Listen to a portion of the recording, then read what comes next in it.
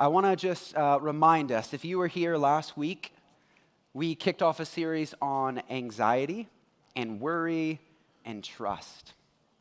And Philip mentioned this, but I just want to bring attention before we get into the teaching. This series is not meant to be any type of replacement for any type of medically diagnosed anxiety.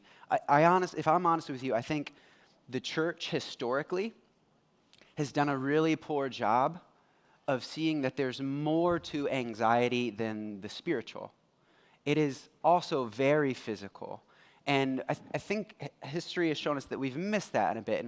And sometimes we've swung to the opposite direction, though, and it's only about the physical and medicine to solve a thing. And I just want to say it really is both. And this isn't a, hey, throw your medicine aside. We are a whole person who follows Jesus. So this series, there is something here for you. But again, not meant to be any type of replacement if a medical provider has encouraged you to take medicine, which is really good, and thank God for that. So that's my disclaimer about our series.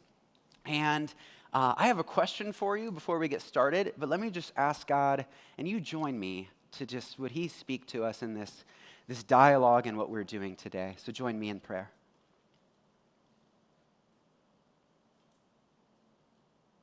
Father, you see us.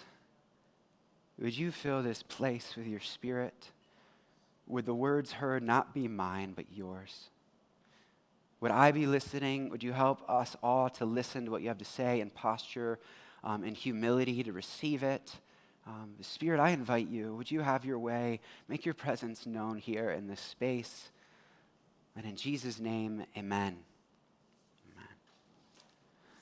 Okay, so we get to look at this topic of anxiety, and we're looking at a passage of what does Jesus have to say about the topic, so you know it's going to be good.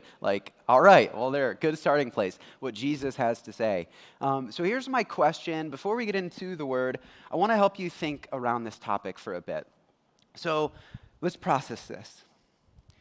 What is it around this topic of anxiety that you find security in? So don't think for your neighbor next to you, this is for you. What is it you run to security in? What calms the anxiety in the day-to-day of life? Let me give you some categories to help you think through this question with me. There's a category of, let's just call it provisional anxiety, and therefore we seek provisional security. What I mean by that is there are bills in front of us. There are financial needs in front of us, and that can strike all kinds of anxiety in our hearts. So if you live paycheck to paycheck, every time the bills come around, and it's going to be a question of whether you and your family make it or not, it strikes up all kinds of fear. And so you might find security in having enough finances. That's one category, and you could be anywhere on the spectrum. Second category, think a sense of relational anxiety or relational security. What I mean by this is it's not so much finances that get you. It's more so I just want to know that I have people that care about me. And if I have people that love me and I know that, then I have enough. I'm actually okay. So that might be you. You might find security in your reputation or your friendships. Third category of 4. A sense of directional anxiety.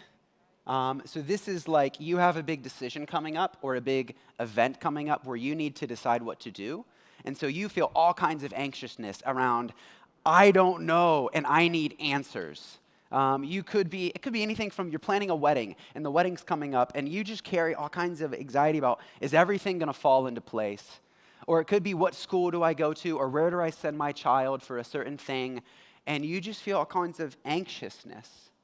And your security is having answers. You have enough wisdom or answers.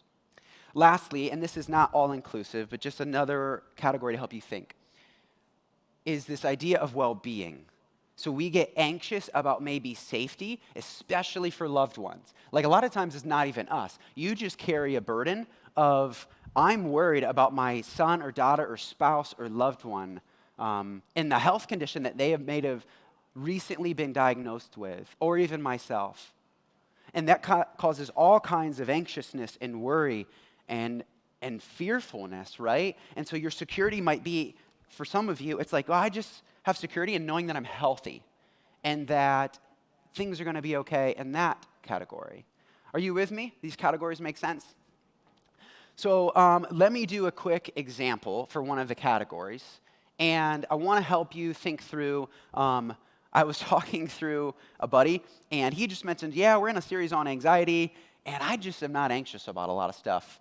And I was like, well, that's actually really cool. But I want to encourage you, everybody in the room, like, Jesus has something here for you. And so this spectrum might be helpful for you to consider. So I have 2 props or illustrations that let me just grab for you. So on one end of the spectrum, I'm going to call this backpack mentality. And what this is let's take the category of finances. I have big financial needs coming up in front of me, provision for my family. And it creates a desire in me to pick up the burden and kind of wear it and carry it around. So like, I live with an anxiousness and a burden that I carry about providing need or having enough finances. So this is like the paycheck to paycheck category. So you might feel this burden. And what you do then with your life is seek to consistently and anxiously attempt to like deal with this. But you carry it a lot. So you might find yourself here. And on the other end of the spectrum, this is actually rather like interesting to think about, is some of you are actually really good at providing for yourself. Like you had maybe giftings that God has entrusted to you. You're a really good planner and you're really good with money. And you don't really feel the backpack in the way of provision a lot. One of the things on this end of the spectrum would be like, you actually are doing pretty well. Like you're feeling really secure. This is my personal safe, don't be jealous, like how large it is. This is why I chose to be a student pastor, 100%. You might feel all kinds of security, like, I'm feeling really good. Imagine this is way larger. I'm feeling really good. Between my ability and also my provisions, like, let's go. Like, forget you, backpack. I'm actually doing rather fine. And you have all kinds of confidence and security here. And so some of us might, though, not on a far end of the spectrum, you might feel like, you know what, Josiah? I have carried burdens, but I also don't live paycheck to paycheck. It's kind of like when the big things come, like a medical diagnosis that just, whoa, like, hold up, this is scary. Or my kid finds himself in a way that makes you say, oh my gosh, like, what are we going to do? And so you might find yourself more in the middle of the spectrum, but everyone here is on this continuum, right? So what does this lead to, right? If you carry the backpack or you have confidence in your provisions and you do have enough, what does this lead to? Isn't it the question, regardless of where I am, is I need to know. What brings me security is that I have enough. And if I could either get enough, I'll be okay. Or I do have enough, so I'm actually fine. And here's what it leads to, right? We end up spending our life oriented around this idea. You either live your life oriented around constantly needing to provide for yourself or constantly maintaining your security and finding confidence in it. Are you with me? Does that make sense? You will spend your life there. And so Jesus addresses this. Wherever you're at on this continuum, Jesus has something to say to you. And it is compelling. So I want to lean in with you. I want to listen to what he has to say. What he's going to do is he's going to use a parable. We're going to be in Luke 12. He's going to use a parable, and he's going to use these things about realities of life, birds, humans, and flowers. It's that famous passage, consider the lilies, the ravens. We'll get there. We're going to spend a brief moment on this parable first. So join me in Luke 12 and hear what Jesus has to say. It'll be up on the screen too. So here's your context. thousands of people have gathered around Jesus.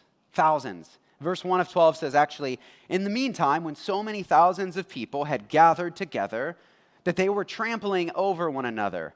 Lots of people, and a lot of people want to hear what Jesus has to say. And so jump with me down to verse 13. Here's how this section's going to start. Someone in the crowd said to Jesus, "Teacher, tell my brother to divide the inheritance with me."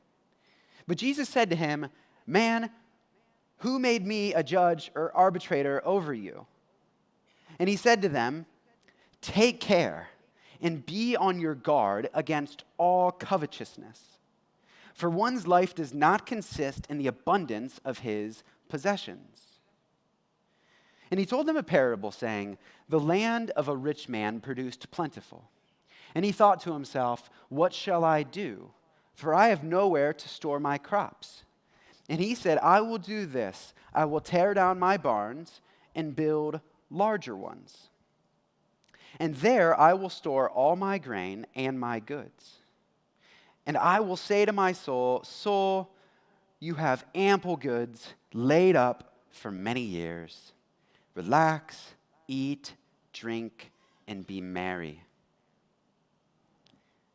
But God said to him, 'Fool, this night your soul is required of you.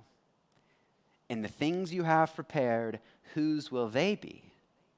And then Jesus finishes, 'So is the one who lays up treasure for himself and is not rich toward God.'"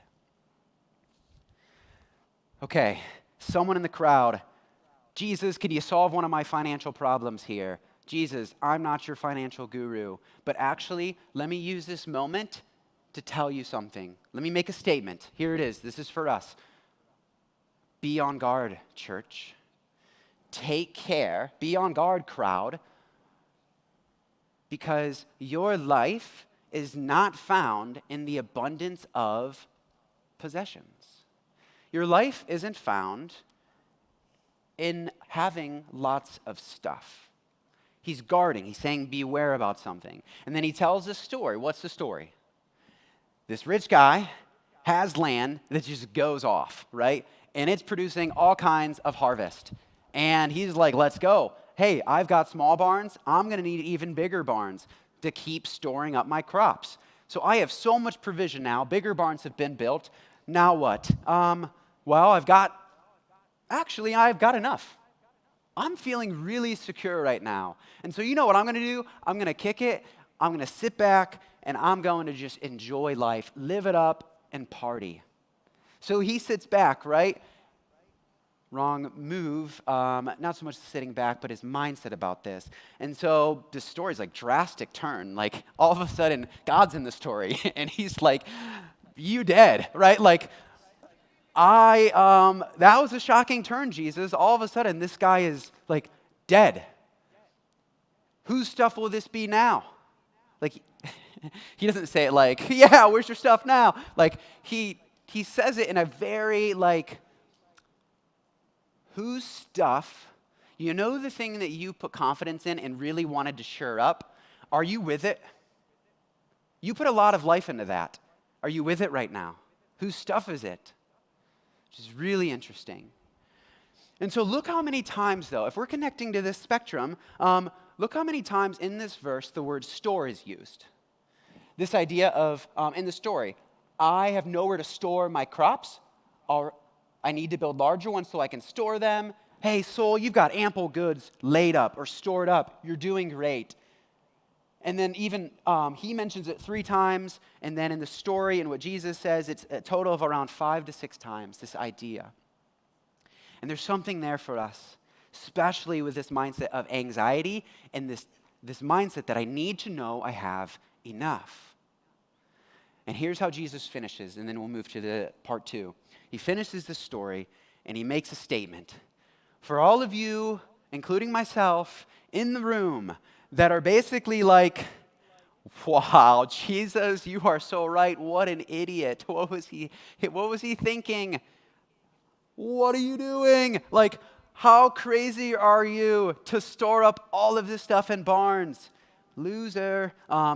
Jesus basically says, actually, every single person who seeks out security in their own provisions and connected, not separate, and is not rich towards God, you're the same exact way. Interesting.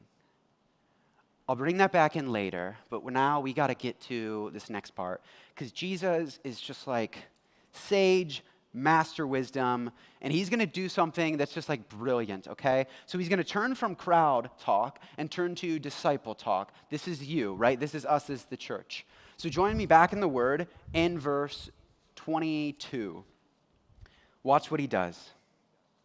And he said to his disciples, therefore, so in light of this story I just told you, let me tell you something. Don't be anxious about your life.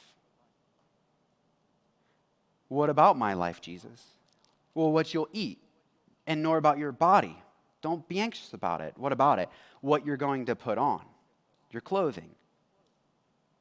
Because life is more than food, and the body more than clothing. And if I could just be honest with you, we don't hear this the same way. Like, we're not even close, okay? So when Jesus says this to the disciples, here's how I think a lot of us, including me, hear this. Hey, church in Wadsworth, don't be anxious about having cellular service. It's going to be okay. And we're like, well, thanks, Jesus. I was not worried anyways.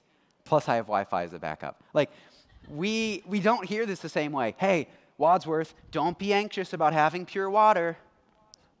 Thanks, Jesus. That's so calming. Wasn't worried anyways. Like, that's how we hear it, and that's not how they heard it. A little bit closer to us is like, winter's coming, right? Here comes winter. Winter, oh my gosh, winter's coming. I need a new coat. That I think's cool. That's how we hear this, right? That's the anxiety around food and clothing that I think a lot of us feel. And that's not what Jesus is saying here.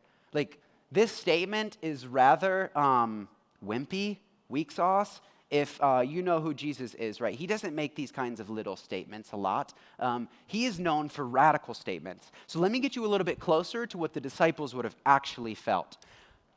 So I was on a FaceTime with one of my friends named Eli. He leads, boots on the ground, this network of churches in Yucatan, Mexico. And so it's a partner we have called Mission House. And so we're about to go down there in a little bit. So I was checking in on him and just saying, hey, and asking him, hey, Eli, how's San Marcos, one of the villages we visit? And I said, how are they feeling about like future and stuff? And he ends up telling me, he's like, you know what, Josiah, they're a little bit worried. Because here in a little bit, their harvest and what they can produce is about to drop out. So the corn that they need to live on is about to stop being produced, and then they will have to look to other means to survive. Okay, that's a little bit closer and removed from Western 21st century American, a little bit closer to first century Jew in Israel, Palestine area, living in an agrarian society, right? It's a little bit closer to there. So what is Jesus saying, right? Don't be anxious about what? Don't be anxious about things you need to actually stay alive. Isn't that a little bit stronger? Hey, just don't worry about oxygen.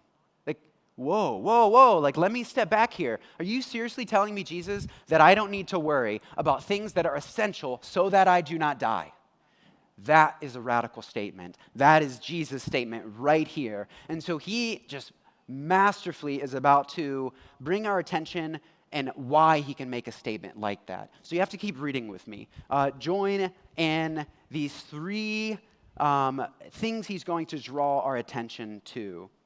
Right? So verse 24, read this with me.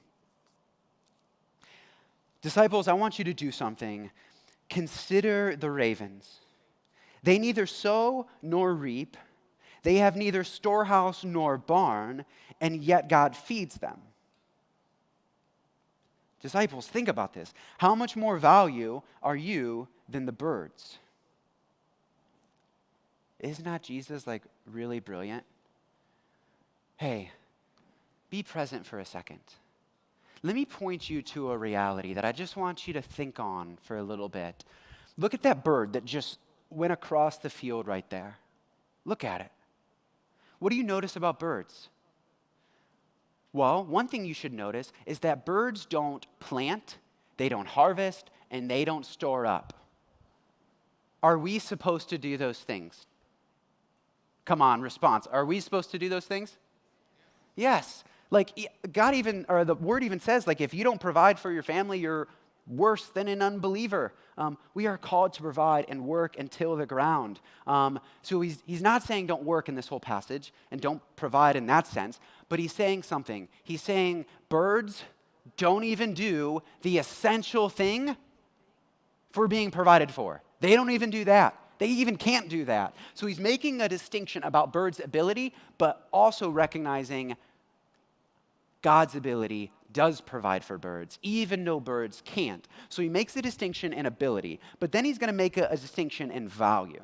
So he specifically says ravens, which some people you could say like, well, what he's doing there is ravens are an unclean bird.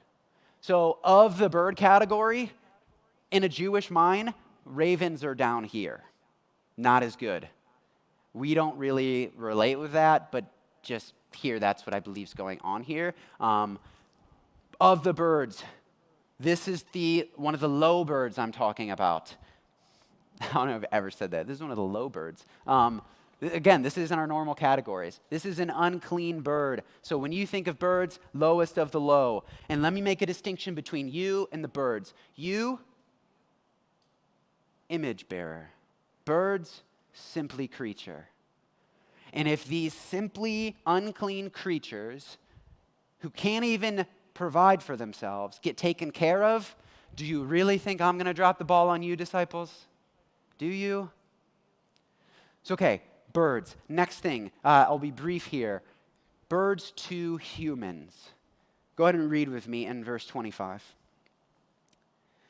It says, and which one of you, humans, being anxious, can add a single hour to his span of life? If you then are not able to do as small a thing as that, why are you anxious about the rest? Okay, this is really simple, but also really profound. Let's talk about this category of carrying the backpack and providing for life. You have two options. Option A, I'm going to look to human ability. But let me just make one thing clear. Humans, you can't do the smallest thing in sustaining life. Like, really? So if you're going to put confidence in humans, just recognize that reality for a sec. But let me draw you to the reality that God actually created life and sustains it, right? Like, so if you're going to make options here or choose options, option A looks rather weak. Why would you ever put confidence in your own ability and take up the backpack? Moving on, number 3, this last thing he asks us to consider for the moment. He's going to say in verse 27, join me, consider the lilies, how they grow. They neither toil nor spin. Yet I tell you, even Solomon in all his glory was not arrayed like one of these. Let me just pause here because I got to explain some stuff. Because me and my upbringing was like way far off in understanding this. Thank goodness for commentaries and being able to study. Okay, I used to hear this as like, look at the flowers. They're not spinning around and like doing this thing, right? And that's not it at all. Like what's actually going on here, very simple. They don't manufacture clothing. They don't toil fabric and make garments. They don't do that, okay? So flowers don't do that thing, but then there's this guy named Solomon. You kind of know about him, but picture first century Jew like mindset of Solomon. The best of the best when it comes to decked out splendor and like, dude, that's beautiful right there. His temple, his gardens, his whole palaces and areas, his robes, he is in the Jewish mind the top of the top. So here's what God's doing here. Plants, like flowers, don't make their own clothing, yet they're still beautiful in the best of human effort. Okay? Let me tell you something else. But if God so clothes the grass, which is alive in the field today and tomorrow is thrown in the oven, okay, teen Josiah, here's how I heard this. Don't worry. Tomorrow's put in the oven and it's baking. It's going to be ready for you. Like, it'll be fine. Like, nah, wrong. What's actually going on here is they would cut down high grass, dry it out, throw it in the oven, and use it as fuel to get an oven ready to bake things like bread. So his point here is that these things like flowers, they're here today and gone tomorrow. They're transient. They're temporal. They're passing. Do you get it? So now look at the distinction. If God is going to provide for these transient passing things, how much more would he provide for you, church, who are eternal? Do you see it? Okay. So we got to take a pause here before we get to what I think is the climax of this teaching. So for us, church, ask this question to yourself. When you feel anxious, where does your attention go? Yes, like you in the seat. When you feel anxious, where does your attention go? Think about the categories. Think about these ends of this continuum. For example, I have a really big decision coming up, Josiah. You don't understand. I have right to be anxious about this. It has to do with me choosing into a certain relationship or getting out of a relationship. It has to do with a core decision I need to make about my child. This is a big deal, Josiah. Why? Like, don't make this sound like it's not. Like, it really is. Or I have a certain event that I don't feel ready for and I'm anxious about it. Or I just got diagnosed with something about my health and I am really concerned about me and provision for my family. Where's your attention going to go? It's going to go here. That I need to pick it up and I need to carry this burden, right? My attention will go to my ability to provide. I need to get to a place. Man, Josiah, if I could just get over to here, this end of the spectrum, but over here, where's the attention? It's on your ability to maintain answers or have plenty of provision so you can find security here. What is Jesus saying here? Are you picking it up? Listen, what is Jesus saying? I want you guys to be on guard. There's something really dangerous in living this way. What's really dangerous, Jesus? That your life, your one life, it will be spent where life is not actually found. It will be spent and used up. Your life is your attention, your time, your resources. You will spend your one life in a completely wrong way that is dangerous or horribly burdened and scared and anxious. I don't want you to live your life that way. I don't want you to spend it. And here's what I think Jesus is all about and leading to. Like, look at this in your text. This is one of the last things we'll look at here. So it'll be on the screen as well. So in verse 29 and 30, here's what he says.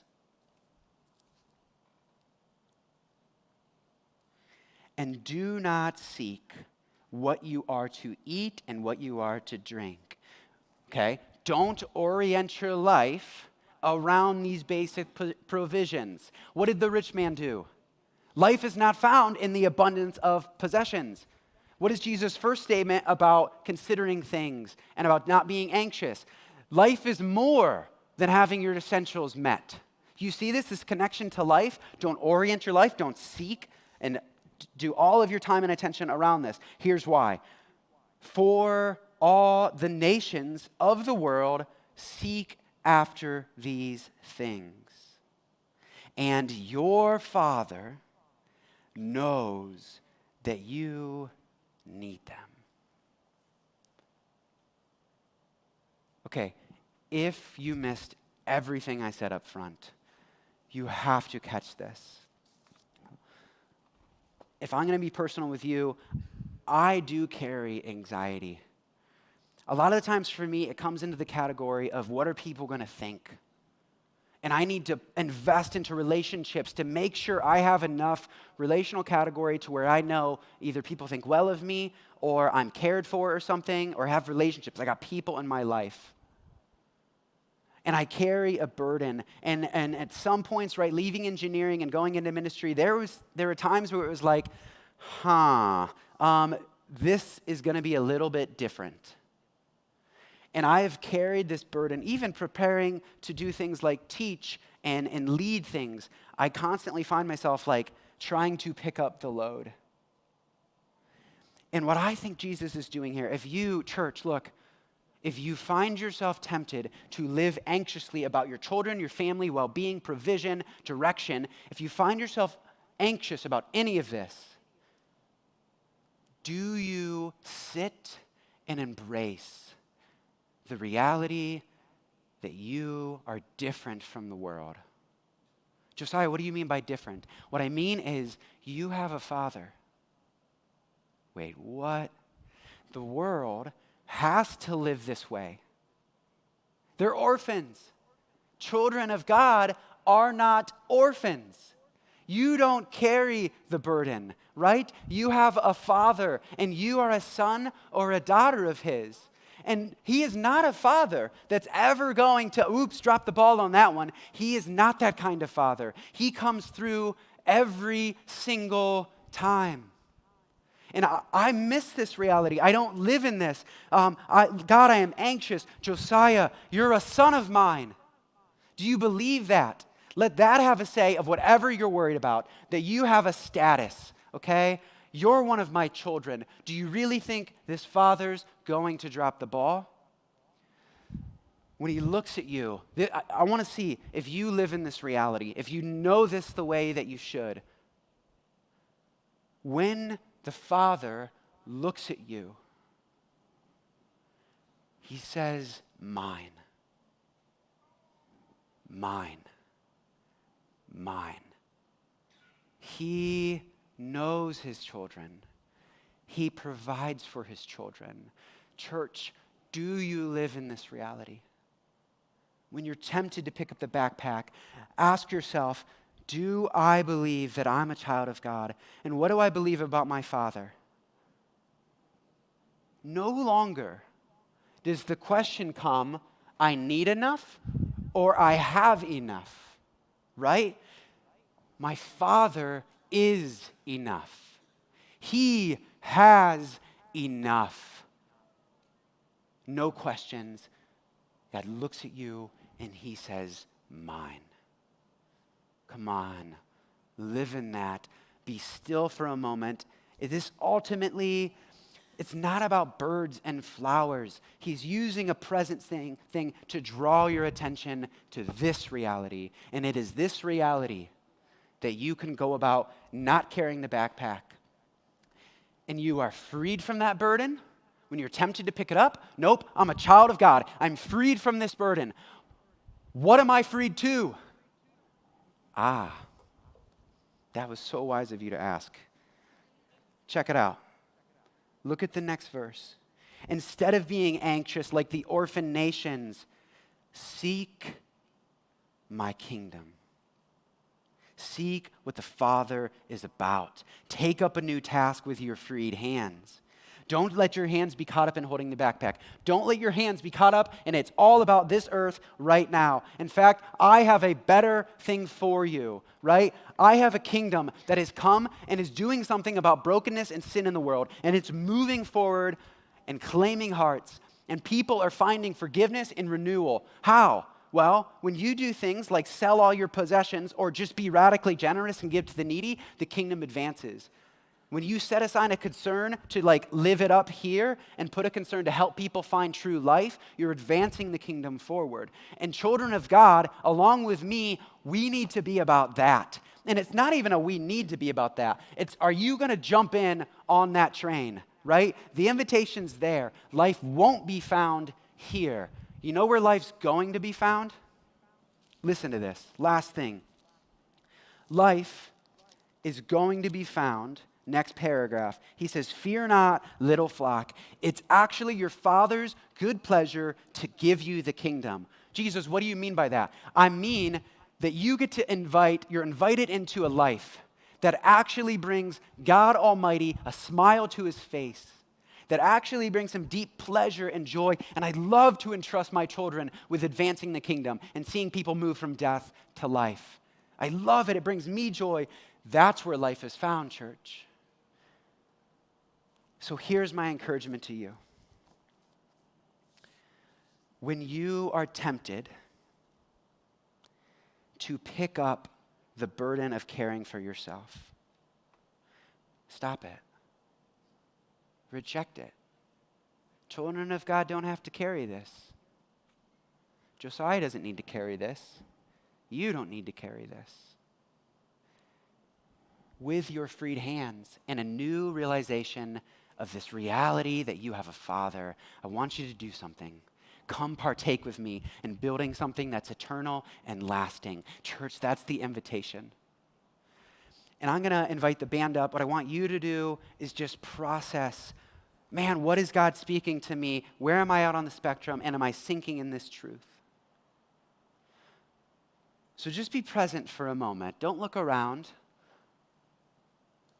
Be present. Ponder. And I'm going to give you guys a time with some music in the background to reflect.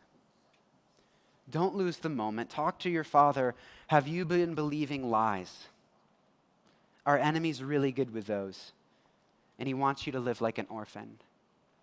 I would encourage you guys in this next space, just take some time to reflect.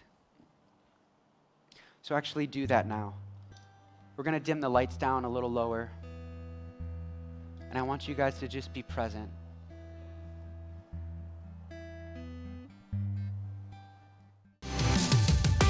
This has been a message from the chapel. Thanks for joining us today. For more information about the chapel or any of our campuses, including Akron, Greene, Wadsworth, Kenmore, Cuyahoga Falls, Nordonia, and Medina, please go to our website at thechapel.life.